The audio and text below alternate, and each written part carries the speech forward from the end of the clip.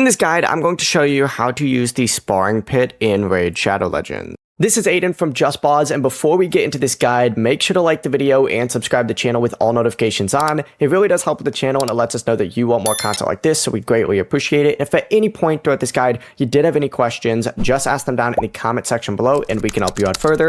I'm going to be doing my best to reply to every single comment down there.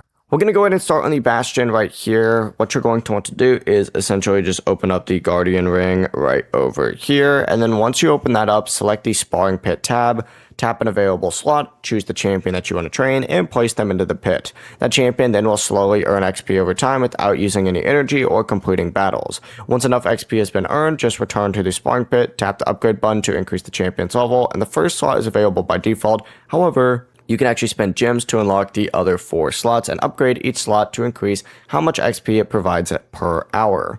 The Sparring Pit can also go ahead and raise a champion to their current maximum level, but it cannot increase their rank. Also, champions placed inside cannot be used in battles until you remove them. Before you do leave, make sure to like the video and subscribe to the channel with all notifications on. It really does help with the channel and it lets us know that you want more content like this. We'd greatly appreciate it. And if at any point throughout this guide you did have any questions, just ask them down in the comment section below and we can help you out further. I'm going to be doing my best to reply to every single comment down there. Peace.